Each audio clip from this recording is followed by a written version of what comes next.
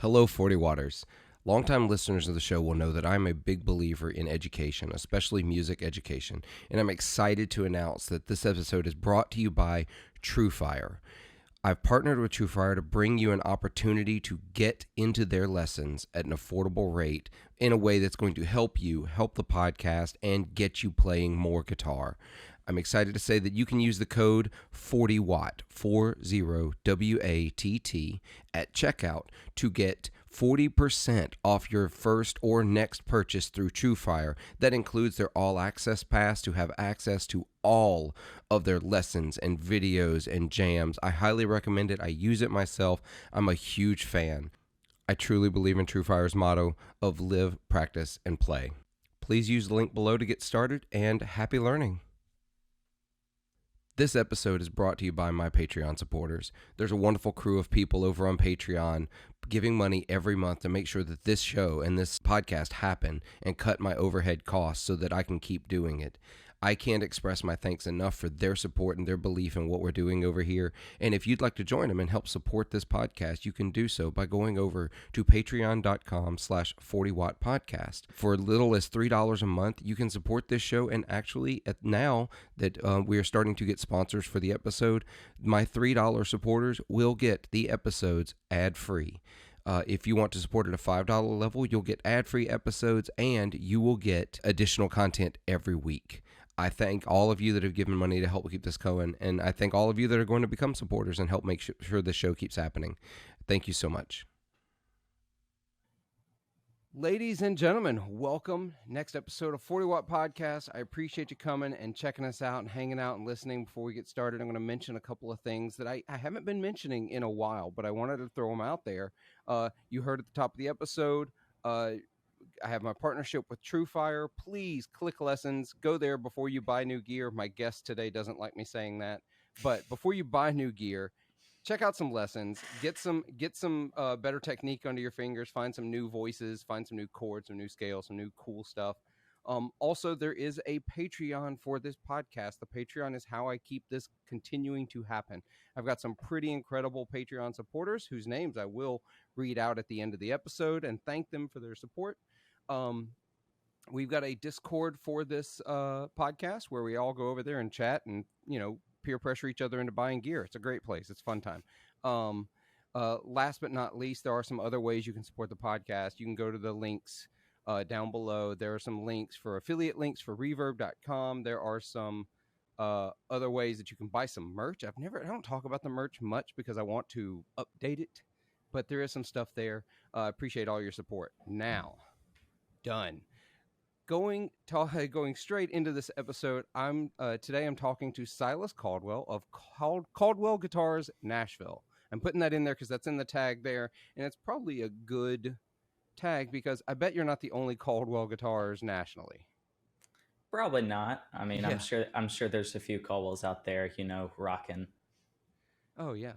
So Silas, you are a Nashville-based singer, guitarist, and also guitar shop owner. So we're going to take a step back. Let's talk about who you are, how you got into what you're doing. Let's give that backstory a little bit of how'd you get into playing guitar, and then how'd you decide, hey, we should start a guitar store in Nashville?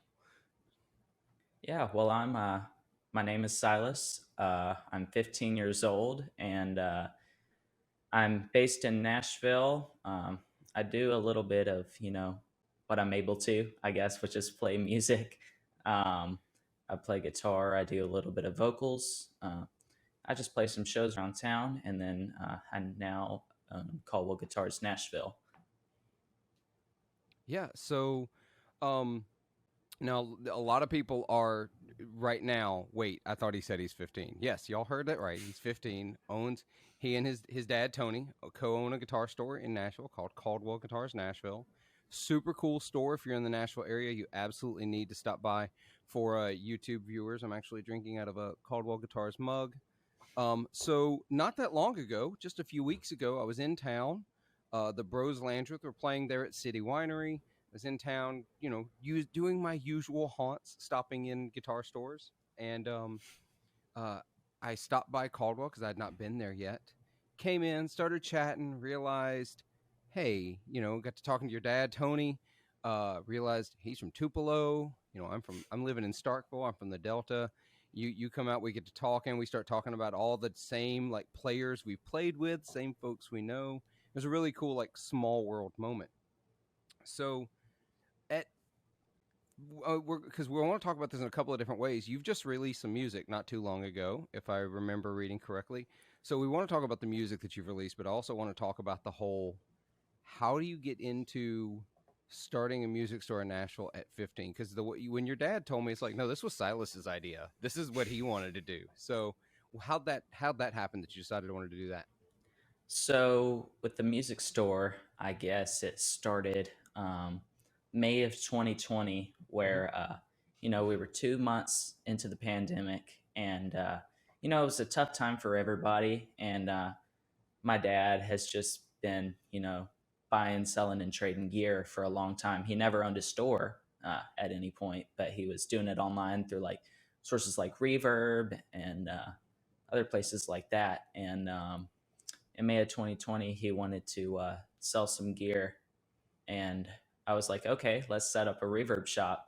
And then off the top of my head, because the normal like Reverb shop name is like Tony's Gear Bazaar or like Right. Tony's Gear Shop or whatever it gives you. I So I'm think like, mine was let's, Phillips Gear Garage for a long time. yeah. And I was like, let's just give it a cool name. And I'm like, okay, Caldwell Guitars Nashville. Um, and so it was born really, it was just casual. We were casually, buying and selling gear on there. Yeah, Um, as you do. yeah. And just, every now and then getting something special for us and then selling the other stuff. And that's really how we got onto Reverb. And then in November of 21, we got started about Caldwell Guitars Nashville because my band, our guitar players, had just moved to Florida. Oh, And wow. I was like, this is interesting. So we were like, okay, let's get serious about opening a guitar shop. Because me and my dad, we're very close. We have a lot, in common as father and son do. But I mean, he's a musician. We love a lot of the same artists, stuff like that. And we were like, let's do a guitar shop together. Let's take Caldwell Guitars Nashville and just do a little father son project together. Uh, and we opened up in February, Oh, and it was awesome. I mean, there were some great people coming in. RJ, who's been mm-hmm. on the podcast before, came in. Um, I hadn't seen RJ in about a year because we had played at a charity benefit together about a year earlier. Uh, but he's a very awesome guy, and he's actually got some of his gear on consignment at the shop right now. Oh, Uh, very cool. yeah. Yeah, so taking that step from Reverb Store to brick and mortar, that's a huge leap. Especially in a town like Nashville where there are a lot of music stores. And it's not that there's just a lot of music stores, there's a lot of really good music stores. Uh, was there any like, I don't know, any like moment where you're like, I'm not sure that we should do this? Or was it like, no, this is going to be awesome. We're going to do this. This is fun. Well, I think everyone gets a little worried when they're starting their first business or starting a small business, Mm-hmm. especially with the financial responsibility, which luckily my dad was willing to go in with me on this and help me out, Mm-hmm. which of course was a big help. Yeah. And then, I just think as far as music stores in Nashville, everyone's doing something different, honestly. There are some great music stores there, some of the best in the world, in my opinion. Yeah. Um, I just think, you know, guitar stores are my favorite thing. And I've been wanting to open a business since I was really little. Uh, like some of my earliest memories were like, oh, I want to open like a restaurant or something like that, like we all do at some point. As someone who used to work in bar and restaurant management, don't do it. Don't Don't don't do it. don't do it. Not in this day and age, at least. Mm-mm. Man. In this economy, no, I'm kidding. Not kidding, but I'm kidding. Uh, Yeah. so yeah, and you're right. There's like that's what I love about Nashville. I just love Nashville in general. I've always said that that's like my retirement town. Like that's where I want to go to retire. It's like right now I'm doing other things in other fields, and there's not a place for it. But like I lived in Murfreesboro for a little while, and so I lived in that Nashville area. Spent a lot of time in Nashville. It's it's a city, although it does a lot more now. It didn't used to feel like a city. It felt like this small town kind of feel still. A little bit of that's still there, but the cranes kind of give it away as a city. But every music store has its own vibe. They're totally their own thing.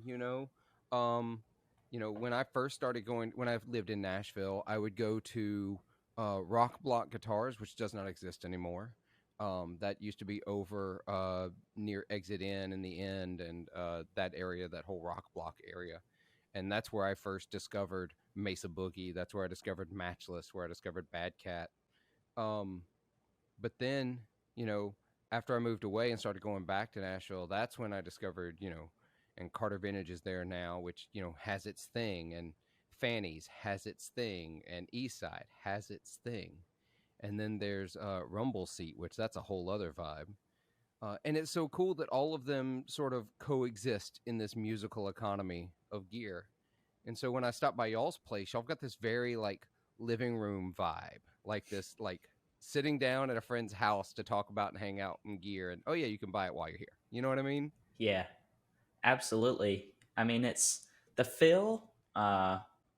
It's just a very creative space where you can be with people, that think the same as you in a way, Yeah. or at least what we all have in common. If you're going in there, is I guess you love music. If you're wanting to buy a guitar, or it's just a great space to be. There's a great energy in that room. I knew it from the moment that we first walked in there. I'm like, this room is small, but we're going to make the most of it, and it's awesome. I mean, literally, our store is only 500 square feet. Yeah, It doesn't. it was small. It was when I came in. It's a small space, but it's very cool. Y'all have used it very well. It's got a great vibe to it, and y'all have a little of everything. That was another thing I really loved. It was like walk in. There's some cool vintage amps. There's some sort of specialty stuff. A buddy of mine, Graham Howard's amps are there. Y'all should definitely check out Howard Amps. Um, that was actually how I heard about y'all was when Graham posted that his amps were in the shop, and then heard RJ talk about it. I was like, okay, I'm definitely gonna have to stop by this store and see what's going on. RJ's got some pedals in there on consignment. I'm pretty sure, and the stuff that y'all have like ranges from stuff that's near and dear to my heart, the like 50s, 60s, department store type stuff, Sears and K and Silvertone and those kinds of stuff, all the way up to there's one that I keep staring at on your website because I keep a tab on my phone open to your website, and it's that 335 that y'all have got in the store. Oh man, what a cool guitar! But yeah, y'all got a little of everything, and it's not overwhelming. So many music stores can be completely overwhelming. yeah, man. I mean, my kind of thought is, when I go to somewhere like uh, Chicago Music Exchange, I mean, it's an amazing place, but there's so much stuff that you just don't want to try anything. Yeah. Because you're like, I got to make the right move or something like that. And the kind of idea with our store, we're putting a lot of small boutique, locally made brands, into the spotlight, I guess, for Yeah. people to see while they're there. Because the majority of our stuff that is in there is boutique. I mean, Yeah. there's brands like Collision Devices, which, as far as I know, you can only get from us in Chicago Music Exchange. Oh, that's wild. Yeah, and that And was when we were talking, when we were there, we were talking about different brands that y'all were trying to reach out to get them in the shop because, there's a lot of brands that aren't in a lot of places. Um, and I love that.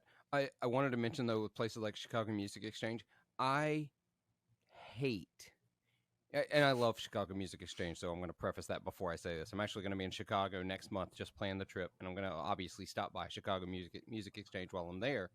But I hate having to ask a staff person to get a ladder to get a guitar down. I hate it. I don't want it in Guitar Center. I don't want it in Chicago Music Exchange. I don't want it in Righteous Guitars in Atlanta area. I don't want to have to ask, especially if I'm just trying things to see if I even like them. Like, I don't even, like, almost never walk into a guitar store anymore with the intention to buy something.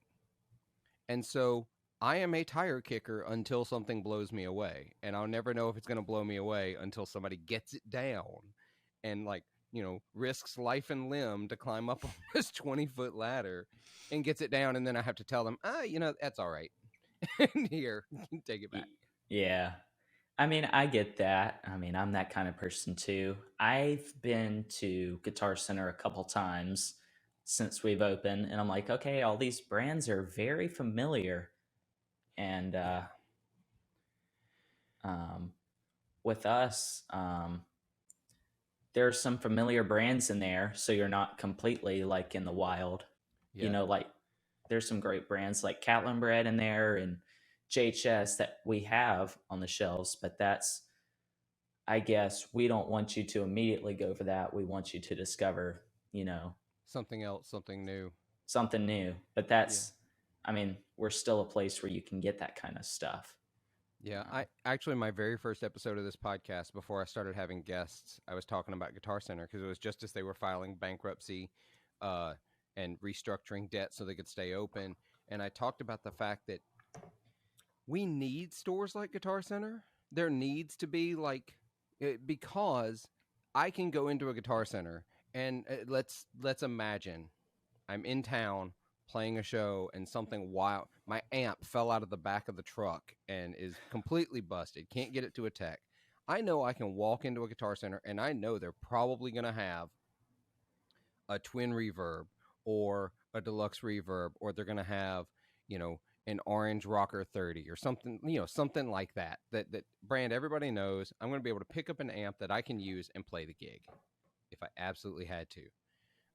You can't always say that about smaller shops, which is good and bad. So yes, they're the Walmart of music stores, but you need that Walmart because they do serve a purpose. So I don't want anyone to think I ever hate on Guitar Center. I don't. I actually really think that we need Guitar Center to do well and survive. But that's where that whole niche thing, you guys aren't filling that role. Yeah. I mean, we're definitely small, and I like our little store just because I like that mug. Yeah, I do too. I like this mug a lot. It's a good one. Yeah. My coffee's a little strong tonight though, so yeah, man. The as far as, being a bigger store, I just like maintaining the small space. And like you said, it kind of feels like a living room or like a man cave or something. Like there are all these like rad guitars and gear that you can try out. It's like going over to your friend's house that has a ton of gear and you get to try all this new stuff, or like stuff you've seen on Instagram. You're like, dude, you have that? I mean, it's like, yeah, there's no pretension when I walked in. There's no like, I was immediately comfortable with picking anything up to play, and that's a cool vibe. You don't get that in every store. Absolutely. I know a lot of stores where they'll have like the cheapy stuff where you could just grab it, but all like even like the okay stuff, like, oh, you got the made in Mexico fenders behind a counter where you have to ask for it, and it's like, okay, that's a vibe. I'm not okay with this vibe. It's a thing. Yeah, man. I mean, with our store, we're definitely trying to be welcoming, and we want it to be a creative space. So we have, people jamming all the time, and customers will come in, will be like, okay, my dad turns on the Heritage SVT, starts jamming, can't turn it up past 3. Oh yeah, because you'll take the walls down with that thing. Oh, we already have. Yeah, we just got them repaired. No, yeah, man, and Speaking of Graham, man, his amps are fantastic. Yeah, I'm gonna have to get Graham on the podcast at some point. His amps are a little ridiculously good. Um, Yeah. and sorry, y'all, y'all missed the time when he was making them and severely underpricing his amps. I'm pretty sure Ooh, he was selling his amps for a loss for a long time there. yeah. But now uh, he's been working on his getting his branding right. He's been working on really getting ready to roll out hardcore. But y'all have got one of his deluxe style amp. I forget what it's called. It's got some options, and the smallmouth buffalo. Is that right? Yeah. Yeah. Uh, Those are two very good amps. yeah. I mean, I'm the kind of guy, I mean, at this point, when I'm going to play live, because my inspirations are people like Neil Young and I mean guys that just have these monster tweed deluxe tones. Yeah, dude. I'm like, I want to have a rad 50s tweed deluxe on stage with me. But then I plug into Graham's and I'm like, does this seriously sound better? Because I don't know what that man is doing, but those are awesome amps. Graham is a one.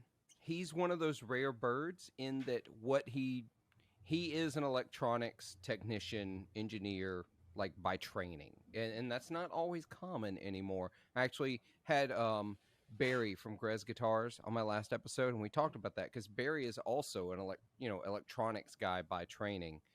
His background before he started building guitars was in electronics and acoustical design, like designing spaces. And that that feels like a generation ago.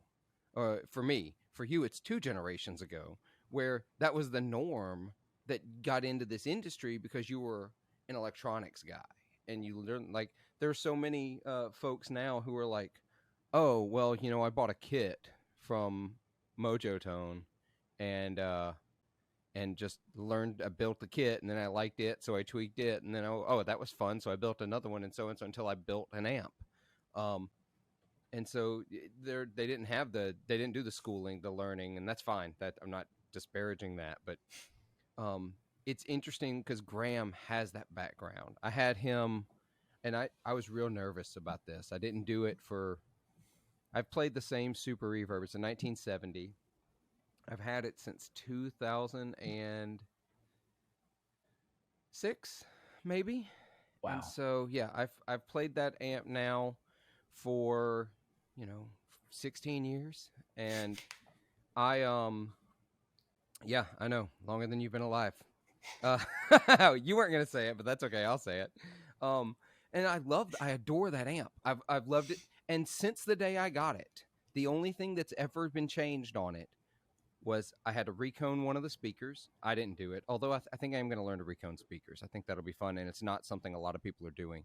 And two, I changed tubes in it one time before I took it up to Graham in 2020, and had him convert it to a black panel spec. And I agonized over it. I really did. I was like, oh, do I want to do this? Do I want to do this? Because it sounded so good as it was. But no, it sounds unbelievable now. It's ready for another. How old is it now? 60? No, 52 years old. Math is hard. Wow. Yeah, and so it's ready for another 52 years of rocking. And Absolutely. yeah, Graham does great work. My hope is that he gets so busy building amazing amplifiers he can't be a tech anymore. Absolutely, man. I think Graham has one of those boutique brands that is gonna just take off as soon as it lands in the right hands. That's it. It's just got to Uh, get the right player playing them. Absolutely. So, do you see being in Nashville and being a small store in Nashville? Do you get a lot of traffic? Is there a lot of walk through? I realize you're not like hundreds of people a day walking through, especially with your space. But do you see a bunch of traffic? We do. It's been surprising to say the least. We didn't promote our opening a lot. I mean, we did basic stuff like basic advertising. Like we got in the Nashville scene and the East Nashvillian, and people were posting about us. So it was basically kind of word of mouth. It was a lot of people finding out about us through mutual friends, and we've had a lot of people come in, more than I would have thought. Yeah. Absolutely. Do you But see yeah, any of the known players come through? You know what I mean when I say known players.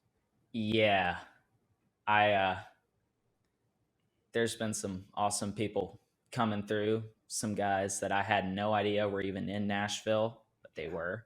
Uh, and then guys that would just come through, and I'm like, "That's who you are, huh?" And I mean, Yeah. There's nothing like seeing someone for the first time when you've known their name for a long time, yeah, and you're like, "Oh, okay, I can put this together now." right, yeah. I mean, the I was gone 2 days ago. I think we were open. It was, or no, we were open Tuesday, no Thursday, Uh-huh. Yeah. and I'm trying to remember what day everything is now too. me too. Yeah, my schedule's so mixed up. So it was a Thursday. I had to go to a meeting, and so I wasn't at the shop. And I had some friends running it. They were covering for me that day. Yeah. And then they text me that Bruce Springsteen's bass player was in the shop, and I'm like, "You're kidding me." I mean that's cool. Yeah, no, that's rad. I mean, we get some awesome people in there all the time, and That's so cool. You're in the we're right town for it. absolutely, we're starting to get a lot of really cool session guys in there, Mhm. um, trying gear, and we're getting a lot of more brands in the store that are leaned towards the Nashville session player. I won't say much about it, but Yeah. I'll say they'll all be there in this upcoming fall. So Nice. That's super cool. Hopefully none of them will get that 335 until I can figure out how I can get it. God, money. I have too many guitars and not enough money. That's how it is. Yeah. Um but it's funny how those stories work. Are you familiar with Morrison Brothers guitars in Jackson, Mississippi? I am not. That's fine. Not actually too relevant for the story, except just to know that was a music store in Jackson named Morrison Brothers. For a long time, they were like the music store in Jackson, Mississippi, right? Years and years and years. They had the best techs, they had the best brands, everything. Well, they started in Cleveland, Mississippi, which is close to where I'm from. And a guy I know, Ronnie Drew, who actually has a small shop in Clarksdale now, was buddies with the Morrison brothers, whose first names I can't even think of right now, but they are the brothers Morrison, and they opened their shop in Cleveland, and Ronnie used to play in a band with them, so they would rehearse in the shop, and they would leave their gear set up, so it looked like the store had more inventory than it actually had. And Ronnie played this like super cool 1970 some odd JMP Marshall half stack, and it was set up in the store. One day, Ronnie gets a call from one of the Morrison brothers. Said, because Ronnie lived in Clarksdale, so he's in Clarksdale, and he got a call. So they said, Ronnie. He said, yeah, hey man, what's up? He said, Eddie Van Halen is in the store in Cleveland, Mississippi. And Ronnie's like, oh, that's awesome. Ronnie's not really a Van Halen guy, but still, he's like, that's awesome. He said, he wants to buy your amp. Ronnie said, oh, that's cool. No. But it's like, it's just that small, like somebody walking in that sort of blows you away that they're walking into your store. Rad stories like that. I love those kinds of things. Yeah, there's a few guys who, as far as my music, are heroes. Some guys I'd love to see in the store at some point are people like Neil Young, man. Oh, that would be so cool. Maybe he'd pick up a Howard Tweed. Oh, dude, I don't know. Neil's got a couple. He's got a couple of all right tweeds already in his collection. Yeah. He's holding those things together with spit and prayer, on the road, because I'm sure he's the way he runs them. He's got to blow them up, right? They've got to blow up regularly. I can't imagine the work that his tech goes through to keep them running on a tour. Oh man. Because it isn't like he switched over to like something more modern, like a Victoria or something like that, right? Or even a reissue. They make the hand wound reissue tweed deluxes now, and he's like, no, still taking these like 55 or 56 or whatever they are out on the road. It's a wild time. It's Absolutely. interesting that you're really into Neil Young. Is that something that your dad was into that you got, or did you sort of find it on your own? My dad has seen Neil Young once or twice, I Uh-huh. think. And I think he had the first time he saw him, I think Soundgarden was opening, Oh my gosh. and it was maybe 1994. I can't remember the year Yeah, that he said, but it was somewhere around there. And he said that it was one of the best shows he's ever been to. that's an interesting show. Soundgarden opening up for Neil Young. I love it. Yeah. And I mean, finding Neil Young, I guess it was probably through Rockin' in the Free World, which I guess was my real introduction to Neil Young. I mean, just that, E to D to, C. I mean, it's Oh yeah, and then just uh, rock it loud. absolutely. And his live performances are so unmistakable. I know scalpers will probably buy up all the tickets, but I want to go to Farm Aid this year, man. Have you seen the Oh lineup? no, I haven't seen it yet. It's Willie Nelson, Neil Young, Margot Price, Oh man, and a ton of other people. I let's don't know if see. they've announced any others since then. Yeah, I'm gonna pull it up now, just because that's what I do. Look things up on the podcast. That's the way we do. So, okay, here's the lineup that they've announced: Willie Nelson, Dave Matthews, John Mellencamp, Margot Price, Neil Young. So, Wow. they said more to be announced later. So that's gonna be a rad show. Dave Matthews is the one that sort of stands out there as the oddball a little bit. Yeah. Yeah, but okay, I've seen Dave a few times live. Um, I saw him once in Memphis at what I affectionately refer to as Memphis in Mud, the Beale Street Music Festival, because it rains every year, and they uh, they had Dennis Chambers playing drums for him Oh on that man. tour, and it was just mind blowing how good they were. And I'm a Dave fan. I'll say I'm a Dave fan, but I'm not like wild about Dave stuff. You know what I mean? There was a time I like a couple of albums, hear him live, but just hearing Dennis and that band, and actually no, I'm taking it back. I'm completely putting two together because Carter was still on drums there. Same year I saw Santana with Dennis Chambers on drums. Okay. That makes more sense now. Actually, same year. That was a good year. That was a really good year. Um, I'm wondering if that's the same year I saw Foo Fighters at Memphis in May. Anyway, see, that's what happens when you get old. Your mind completely. You see enough live shows, they all start to run together. Right. So back up everything I just said. No, I saw Dave with Carter playing drums, and also Santana with Dennis Chambers. I've never been to Farm Aid. Even when I lived in Tennessee, I never went to Bonnaroo. Um, Me either, man. yeah, no, it's too many people for me. It is too many people. I can't do it. I like small shows. I'm not a big fan of stadium shows anymore. The massive stuff, the massive crowds. Um, I just, I know this is so not rock and roll. I don't mind a place where we have seats. That's okay with me. Yeah. Yeah, City Winery was great. You mean I can order my food on an app and don't have to stand in line at the bar? Oh This man. Oh, it's beautiful. You sit at you buy your seat. There's a QR code on the table. You scan it. There's the menu. You buy it. They bring it to you. Yeah. It's beautiful. I've I've been to some great shows there. Shannon McNally played there a few I months know ago. Shannon. Yeah. Yeah, she's awesome. So, fun fact, my dad and Eric Deaton were part of her backing band. I knew your dad had played for her at one point. And of course, Eric, I've Yeah, had Eric on the podcast as well, and Eric's such a that's rad awesome. dude. Um, of course, Eric is right now on the road playing for the Black Keys, which is wild to say. It's completely wild. I love Eric, and I'm so happy for him. Um, yeah, Shannon's great. I don't think she ever kind of got her due, although she's still out there doing it, so there's still time. Kate Bush is out here topping charts again, so there's always time for Shannon. Absolutely. Yeah. I So, oh, go ahead.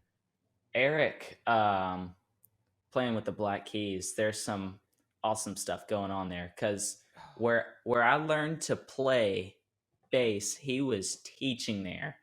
Oh, It was in Oxford. The hmm. school's called Roxford.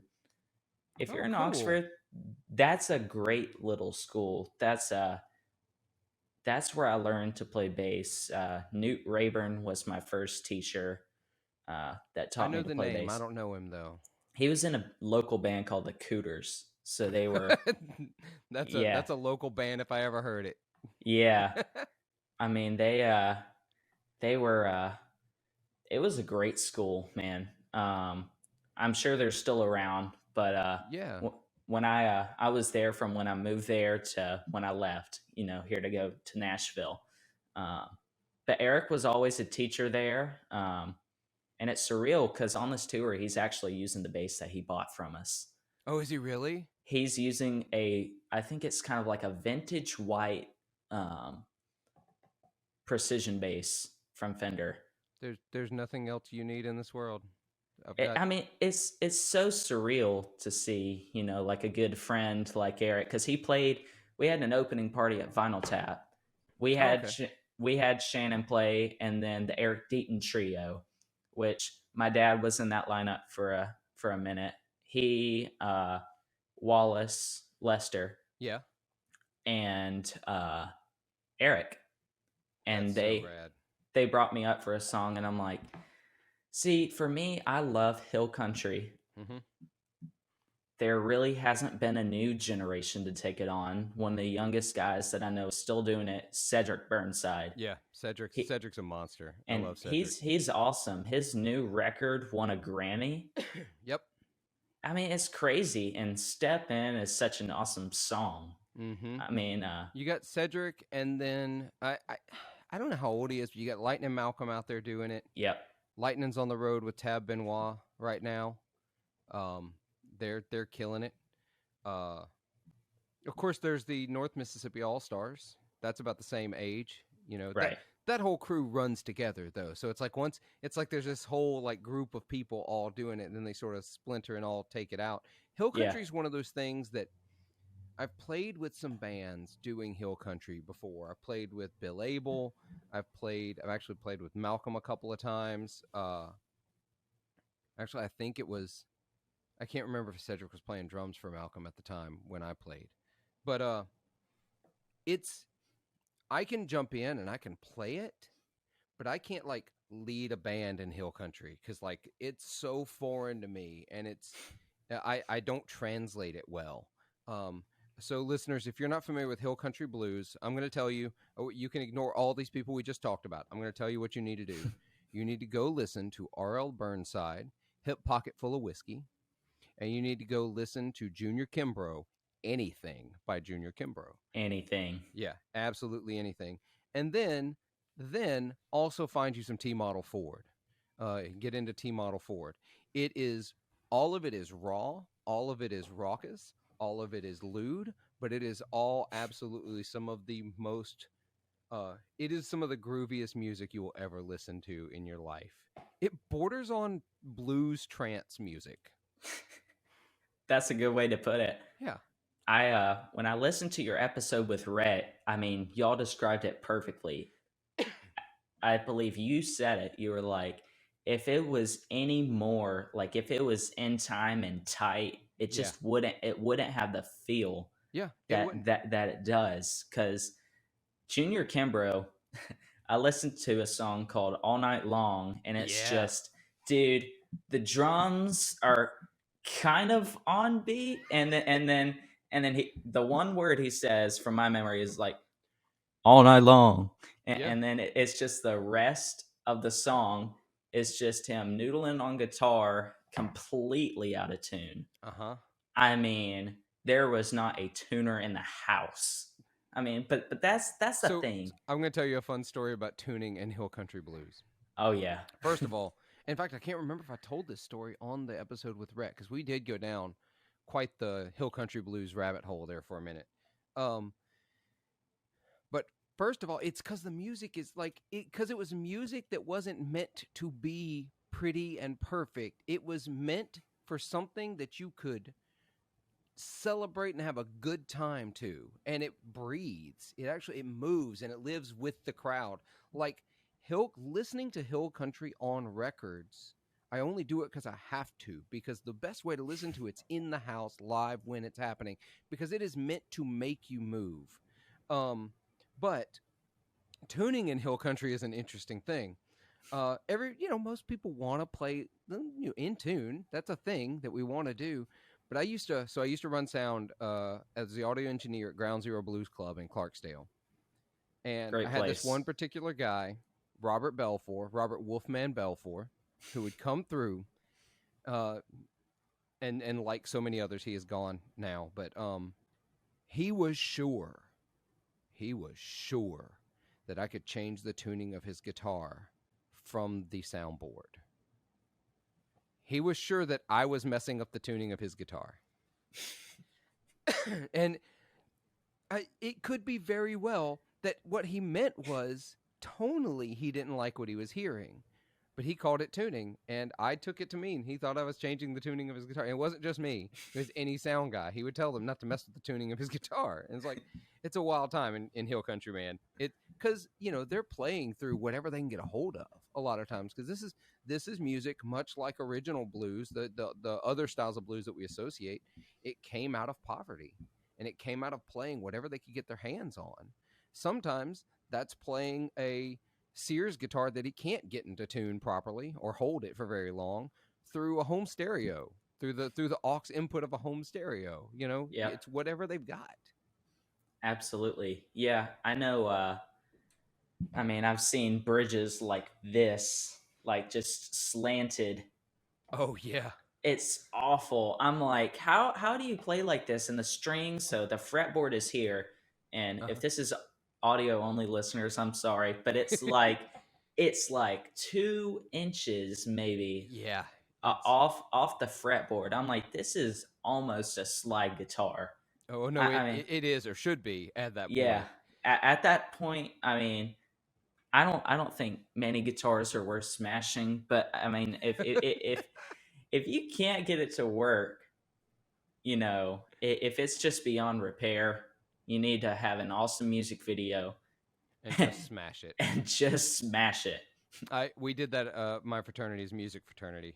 We did that as a fundraiser one year, and most people were excited about it and thought it was fun. Some people, were like, smashing a piano. We got a piano that was in complete disrepair, like was not worth repairing. One of these good old fashioned upright console pianos that's been sat around in a storage unit, and it's like completely irreparable, or it's not worth the money it would cost to repair. It's like, oh, the piano's worth a couple $100. It would take like $1,200 to get it working. It's like, that's Right. not worth it. And so we did a fundraiser where people got swings with a hammer to smash it. We raised a lot of money. That's awesome. Yeah, no, it was great. And also, I think somebody took once it was all smashed and splintered, somebody actually took the stringing mechanism, and took it and turned it into some art. So it still got to live on as something. Wow. So, yeah, Hill Country is a thing. But, we're like 40 minutes into this episode, and I wanted to definitely talk about, so you're playing music as well. You've released some music. I just saw you were singing at a fundraiser as well. Your dad posted video. So let's talk about the music you're making, and it's available on Spotify? It is. Okay. Well, I'd say my music, it's very interesting. I don't even know how to describe it, really. It's kind of a mix of a ton of influences from the music that was kind of being brought to me at a young age. So I think I only have one on Spotify right now. It's called Make Believe. Okay. It's a very interesting song. It's really the same chord progression until the chorus and through the rest of the song. And so, fun fact, I recorded that with a good friend, Jimbo Hart. He's a great bass player. Yeah, he is. And he laid down the bass on that track, and it is so awesome. And for those of you that that name's just flying by, Jimbo Hart would be the bassist for Jason Isbell and the 400 unit. Just to put that in perspective, yeah, I think he knows a thing or two about playing bass. Oh yeah. I mean, he's one of the best bass players for playing that kind of music. Period. Yeah, he is. I mean, I've so I got to see him live right after we recorded that song, and I'm like, he played as good as he played on my record, man. I mean, he's just got this energy, and it's awesome. That man has got vibe when you see him live. Absolutely. He does not sit still, and I love it. Absolutely. He's a punk rocker in an alt country Americana band. Absolutely. Yeah, so you've got that track out. You've got plans to record an EP or a whole album? Yes. So what I'm currently working on is the, I guess, debut record for my solo project, and it's got a lot of, I'd say, a mix of Neil Young, some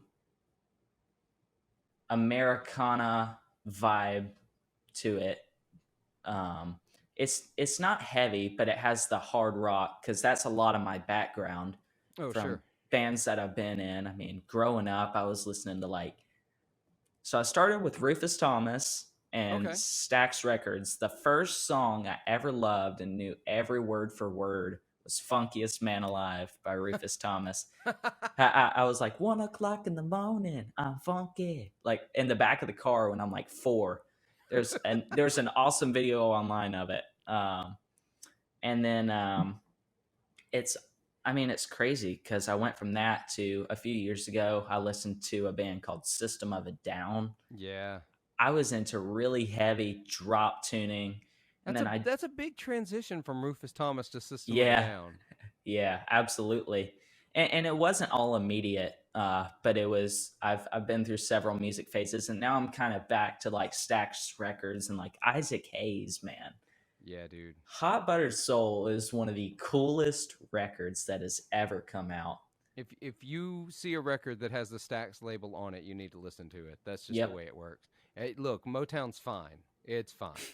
It'll do in a pinch.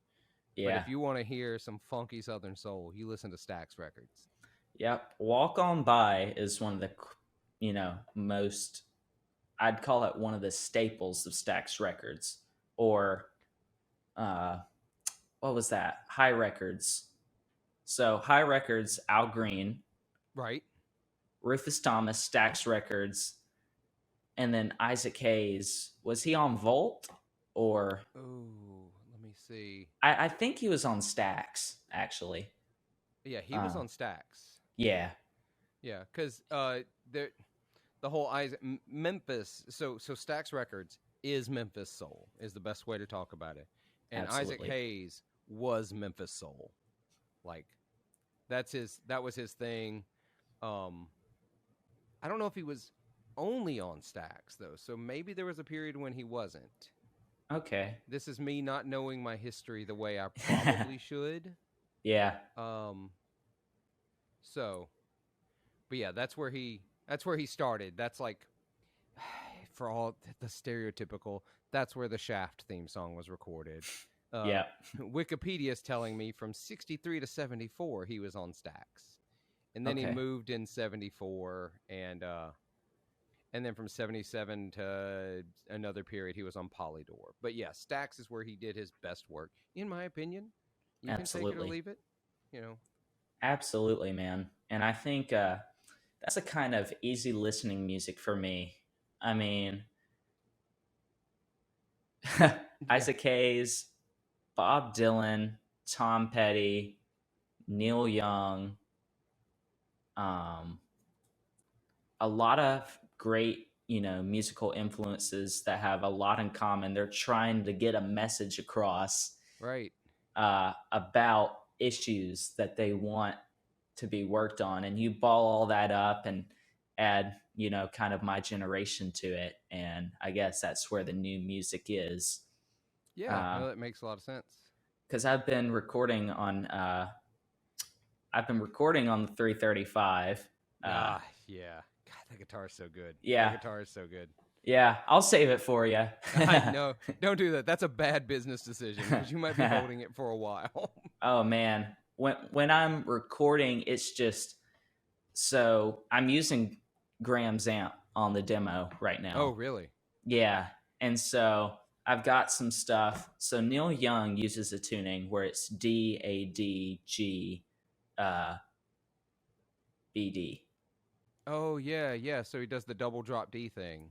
Yeah, Yeah. and it's awesome. Like I can't play slide for my life right now, but I'll play a song like Cortez or like Ohio or something like that, and Yeah. I'm like, I feel so awesome right now. And I've like completely dialed in his tone. There's this Catlin Bread pedal, the Formula 55. Yeah. I cannot crank because there's offices below the shop. So, and sometimes they're there late at night. They told me. So I'm like, okay, I'm here 11 at night. Let's just get the full tone of the amp. Yeah. So I put the master all the way down. I crank the volume of the pedal, but I leave the amp at 1. It's still hella loud. Yeah. And I just crank and get that full, 50s tweed sound. Yeah, it's such a cool sound, that 50s tweed thing. My only issue with it, I have to have reverb. I can't play without reverb. And Victoria makes a really cool tweed deluxe style amp that has reverb built into it. I forgot what they call it. It's like the Fakey Verb, maybe? Yeah, maybe that's it. I almost called it the double deluxe. No, that's a 212 deluxe. But yeah, they've got a cool variation on it that has reverb on it. That's my one and only. That's the only thing I don't like about the Tweed amps is like I've got to have reverb. I've got to have it because that's my old school blues influence coming in. Like that's like my BB King and my Albert King love. Where it's Absolutely. Just like how wet can I make this reverb? How much can I crank it up and not just feedback? So.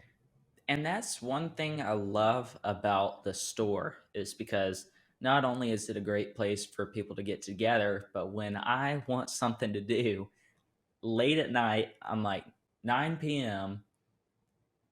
I need to make some music. Like, yeah, I just get this wave, some days where I'm like, you know what? I'm going to the shop right now. And so I'll go there. I plug in all these different pedals and I find the sound.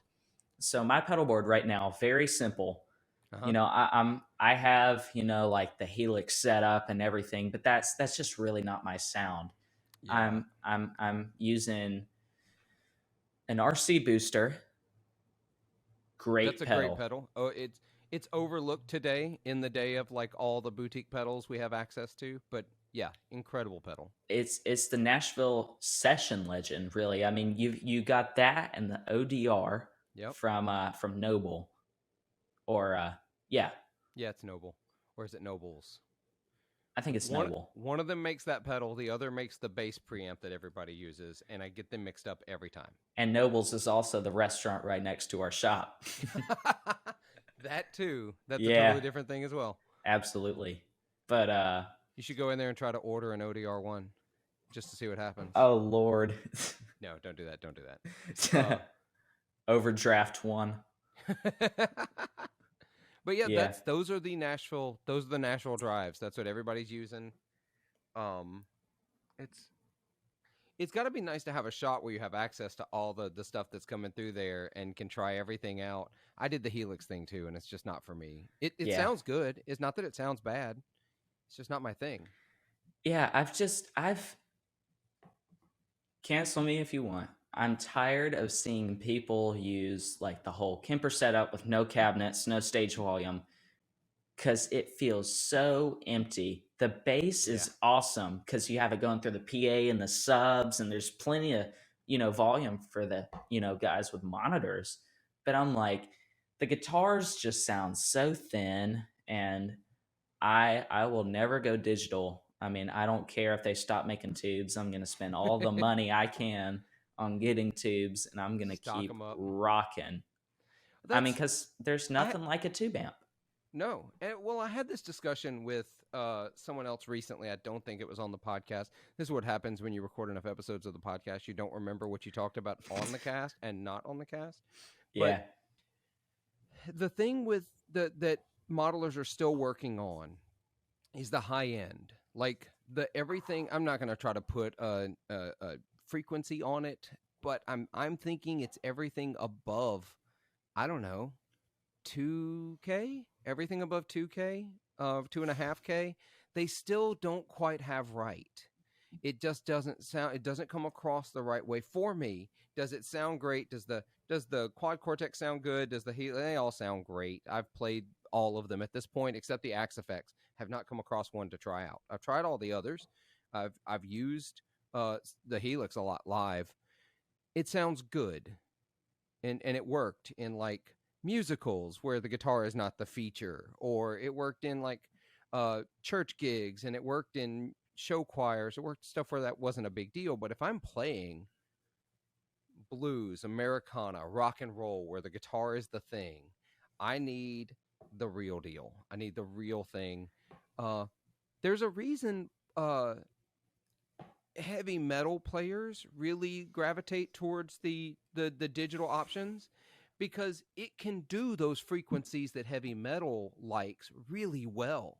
If I were doing hard rock or heavy metal or any of that kind of stuff, I absolutely would be playing a Helix or a quad cortex and some type of, I'd still want stage volume, so I'd have some kind of powered cab, the power cab, or like some other kind of speaker solution.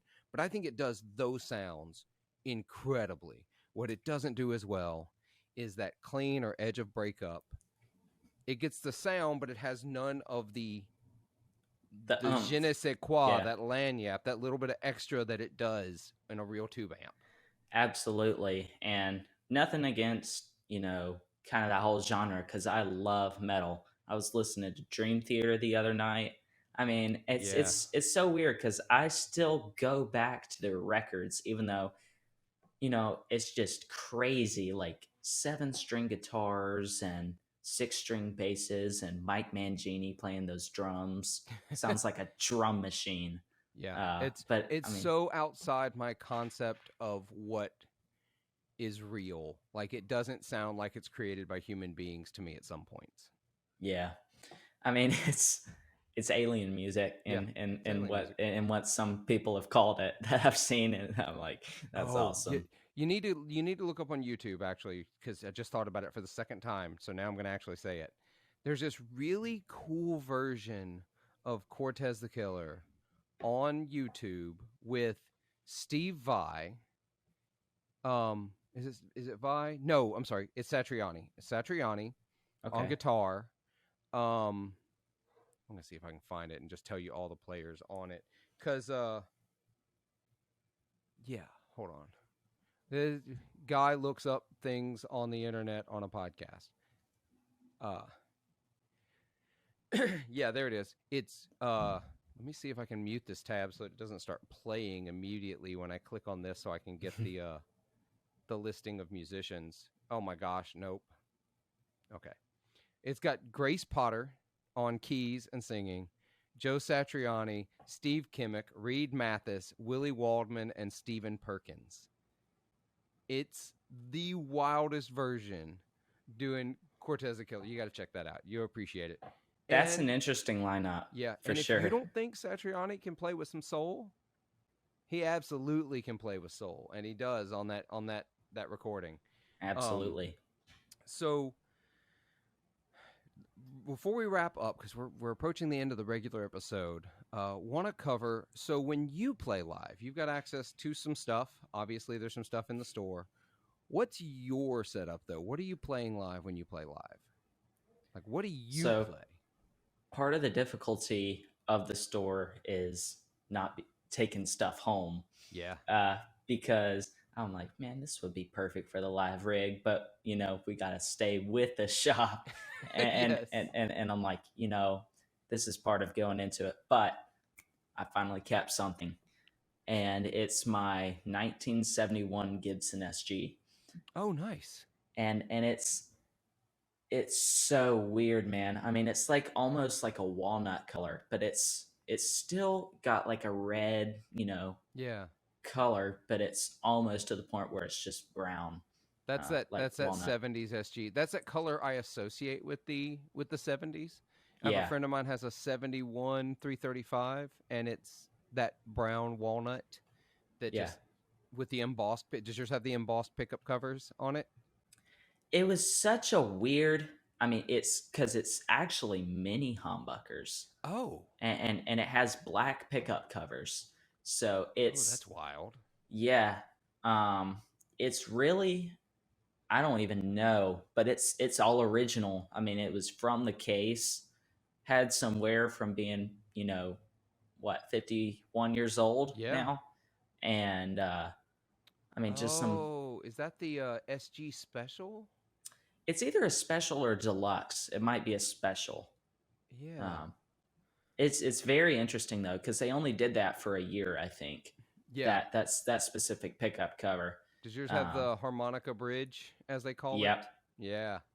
it's very interesting, and even though it's got that pickup configuration, I plugged in again to Graham's amp, Uh huh.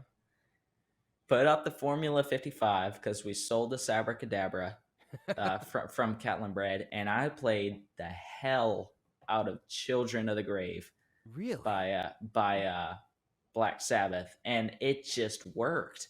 And I know he uses a Laney Ironheart and like a Yeah. Dallad Rangemaster or whatever it's called, and his monkey, I think it's a P90 SG. Uh, I Maybe. don't know actually. I like Sabbath, but I never really got like deep enough into the guitar playing to like get into his gear because it was like that's one of those styles of music that I appreciate, but I never emulate Right. kind of thing. But that's a cool tone. So you're playing an SG and a vintage SG at this point, 71 mini humbuckers. Yeah. What amp do you use, or do you just taking grams out when you go? If at this point, because I had a very rare Princeton amp. It Hmm. was I think it was a '68 reissue. It had blue, covering, Okay. like blue tweed, um, and there were only 200 of them made, Oh, cool. and I sold it, which was, in the original iteration of Call Guitars when we were selling online. Hmm. Um, it was very interesting, but now I'm trying to go after a '50s tweed amp, Oh, which, man, I've sold everything, but it's going to take a lot more to get one of those yeah. because The prices on those have gone through the roof. absolutely the cheapest one I see online right now is at Mike's in Seattle. Uh huh. Uh, Mike and Mike's a- Guitar Bar. yeah, and it's 7,500, Mm. and I'm like, my lord. And the reason I say I want a 59 is because they did something special that year. So the Jensen they had in it, Yeah. the like, because I think they changed up the circuit a little bit at some point, and that's also the year that I think that's the year model that Neil Young used. Again, Neil Young coming Yeah. in. Uh, but it was the same exact speaker model that he had. It was the same, original wiring, no modifications. I mean, because it's impossible to find those amps Oh yeah. like in good condition because they've gone from that tweed color to like it's been sunken underwater for Yeah. 200 years. So much beer spilled on it, and all the modifications and so many repairs.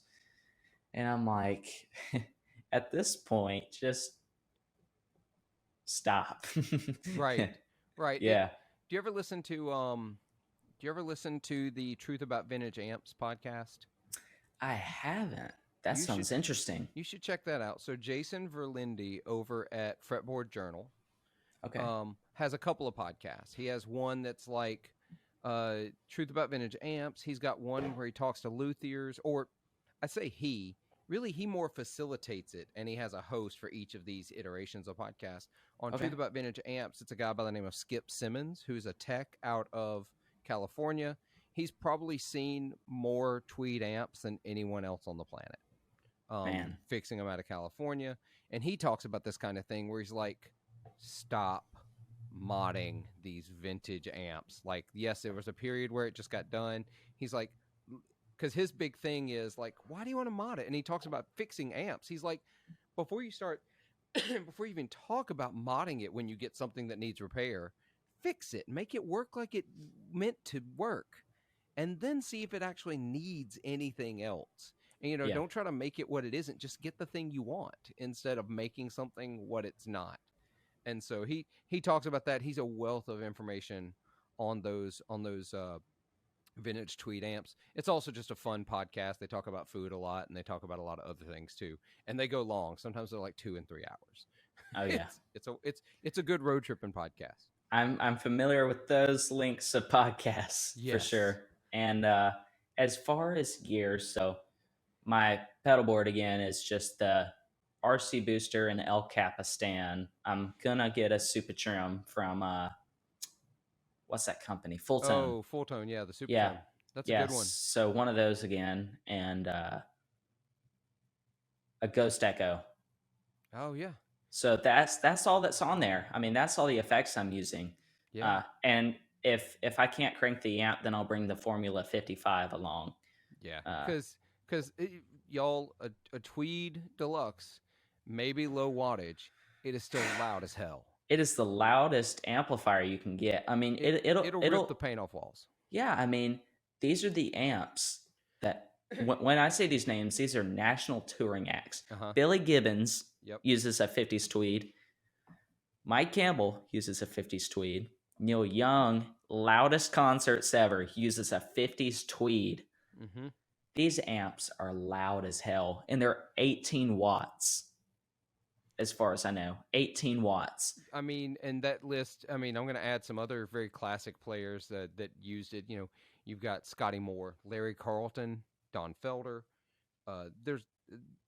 It was a classic, and they're that expensive for a reason, because Absolutely. That's the sound. I had a Victoria 2112 for a while, and what a killer amp it was. And I traded it off because I wasn't needing it at the time. I may or may not have another Tweed amp on its way to me right now, just because it's a thing. It's a sound you got to have. I think everyone needs to experience it. It is not going to be everyone's thing, but it's loud and it hurts. And it's so yeah, good. Man.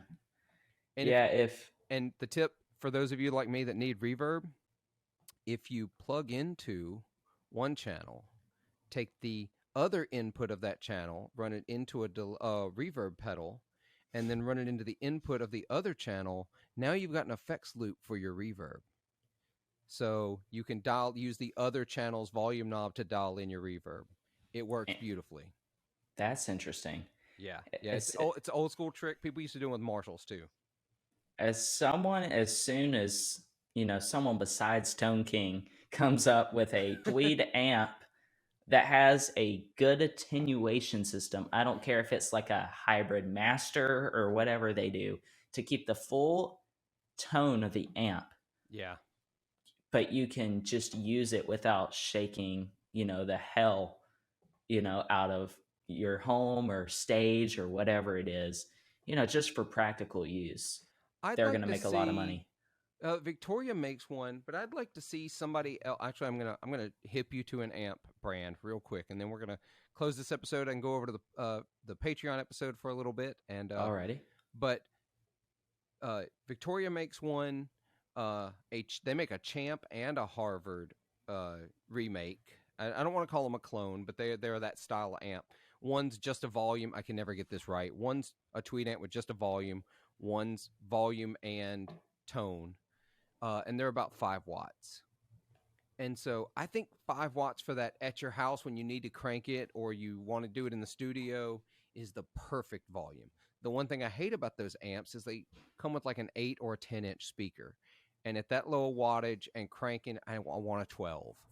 So there's an amp company called Gries, Gries, Gries, Gries. Go on dude's website, check it out. He makes a I'm going to look it up right now. He makes a little 50 60 style amp, both of them, that is just a head, and it is 5 watts. It's essentially a champ, but then he adds the EQ section from a black panel amp. That's interesting. So it's a 3-band EQ and a volume knob, and it is 5 watts. And he makes a traditional one where it's just the volume, if that's what you want, right? If you just want a volume. But he makes one that has a 3-band EQ, and it is $4.99. You will not find a handmade tube amp, small wattage, in a head. He uses good quality components for $500. That is unheard of. Yeah, it's unheard of. Y'all go buy him out, because he's making really cool amps. Man, and that you could crank. For sure. Yeah, and I want to say, if you're trying to buy a tweed amp, so you've got a couple of options there. So of course, if you like Fender, you just like the nameplate, then you know what, go for the 57. I know Rhett has one. Yeah, he does. Because we were talking about it, because when I was talking to him about discovering the tweed amp for me, he's like, yeah, I use this one and I like it, and I'm like, okay, I'll look into it more.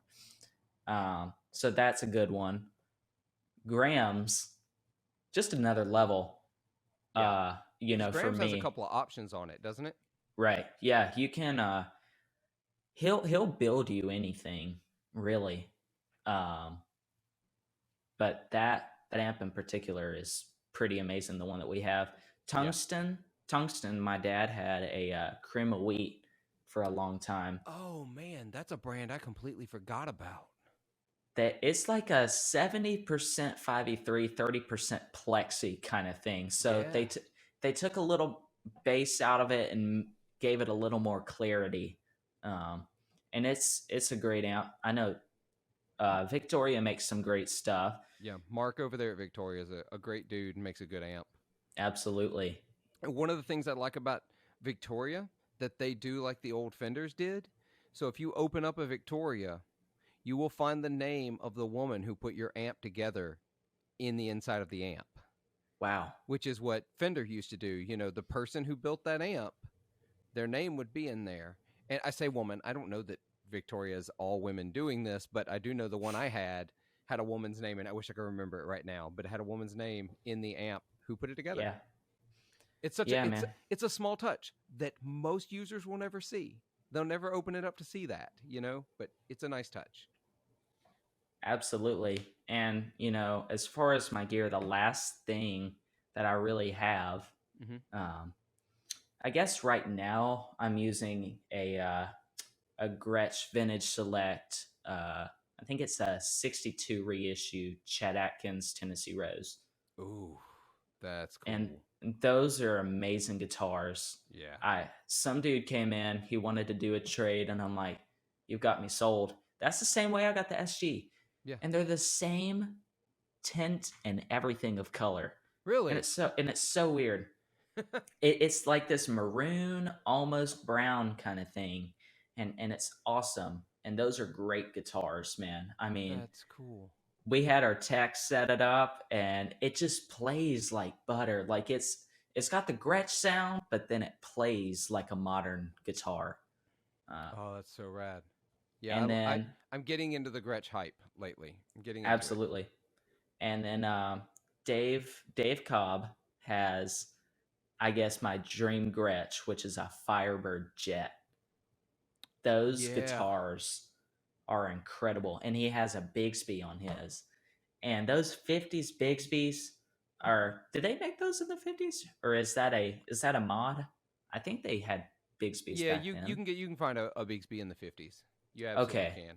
Because the 57 Gibson Les Paul Custom with the 3 humbuckers has a Bigsby on it. Right. Yeah.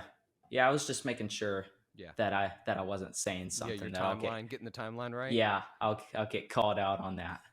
Look, it's fine. You have lots of time to learn all of these dates and times. The exam isn't until next week. It's fine. So we're gonna wrap up here on the regular episode. Thank you, listeners, for hanging out with us. Thank you, Silas, for coming on the show, talking about your shop and your music you're making. I think it's really cool what y'all are doing. I'd be scared to death opening a music store in Nashville, but it's really awesome that y'all are. So great to meet y'all. I'm going to take a second to thank all of my Patreon supporters. Thank you so much. At the I don't actually have title. I do medium wattage because I'm super kitschy like that. My medium wattage supporters or producers are Kyle Benton, Scott Hamilton, Annie Koenig, Jim Burns, Tom Kelly, Heath Batt, Rick Calhoun of Honey Picks, David Ishizaka, Jeffrey Walks, and Kyle Harris, and a special thanks to executive producer at the high wattage level, Ben Fair. Appreciate y'all's support. Y'all help make sure this podcast keeps happening and that I don't have to go into my gear fund to pay all of the overhead costs for running this podcast, and I really, really appreciate it. If you want to help support the podcast, go over to patreon.com/40watt podcast. You can read about all the perks there. You can support at a bunch of different levels, all the way from $3 to $50 a month, whatever you want to do. Every dollar helps. Right now, I'm as of this month, I am almost breaking even. I'm almost not losing money on this podcast. So the next supporter or two will push me over the edge, and I really appreciate that. More supporters means I can start buying some gear, the like audio and video gear, and maybe actually make this look good because this lighting is terrible. Maybe a camera I'll actually look at when I'm putting this on YouTube. I'm done rambling. Y'all, thank you so much for listening. Thank you, Silas, for being here. Until next time, be good to yourselves, be kind to each other, and make some noise.